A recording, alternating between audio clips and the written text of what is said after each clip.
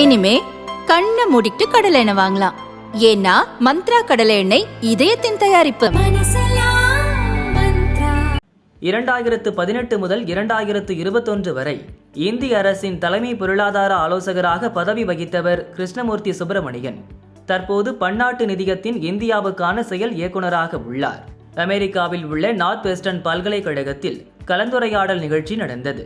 கிருஷ்ணமூர்த்தி சுப்பிரமணியனுடன் இந்திய ரிசர்வ் வங்கியின் முன்னாள் கவர்னர் ரகுராம் ராஜன் பங்கேற்றார்.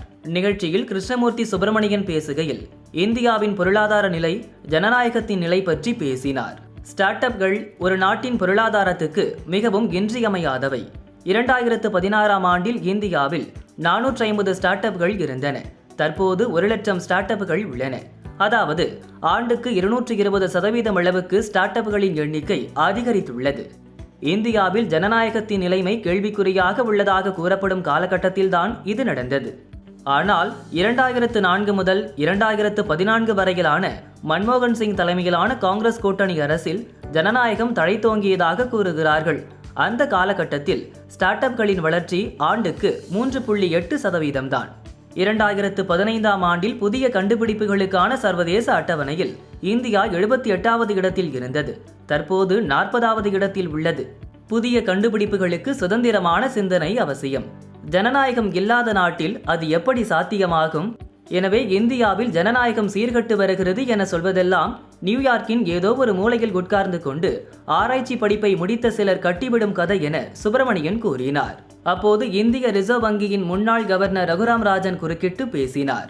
இன்று இந்தியாவில் ஜனநாயகம் வலுவாக உள்ளது என்று கூறிவிட்டு நீங்கள் தப்பிக்க முடியாது.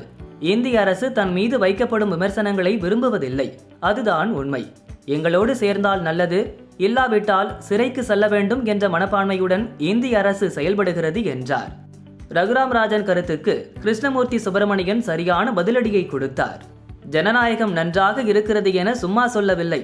2 புள்ளி விவரங்களை விளக்கிச் சொல்கிறேன், கேளுங்கள். மத சுதந்திரம் குறித்து பியூ ஆராய்ச்சி மையம் ஒரு கணக்கெடுப்பை நடத்தியது. இந்தியாவில் வசிக்கும் 90% சிறுபான்மையினர் தாங்கள் விரும்பிய மதத்தை சுதந்திரமாக பின்பற்றுகிறோம், எந்த நெருக்கடியும் இல்லை என கருத்து கூறியுள்ளனர். அடுத்ததாக 356வது சட்டப்பிரிவை பயன்படுத்தி மத்திய அரசால் டிஸ்மிஸ் செய்யப்பட்ட மாநில அரசுகள் எத்தனை என பார்ப்போம். ஒவ்வொரு பிரதமரும் எத்தனை மாநில அரசுகளை கலைத்தார்கள் தெரியுமா? ஜவஹர்லால் நேரு 7 மாநில அரசுகளை டிஸ்மிஸ் செய்தார். இந்திரா 49 மாநில அரசுகளை டிஸ்மிஸ் செய்தார். ராஜீவ் 60 மாநில அரசுகளை டிஸ்மிஸ் செய்தார். நரசிம்மராவும் மன்மோகன் சிங்கும் தங்களது ஆட்சி காலத்தில் தலா 11 மாநில அரசுகளை கலைத்தனர். ஆனால் வாஜ்பாயும் மோடியும் தங்கள் ஆட்சி காலத்தில் டிஸ்மிஸ் செய்த மாநில அரசுகளின் எண்ணிக்கை 0 என்றார் கிருஷ்ணமூர்த்தி சுப்பிரமணியன்.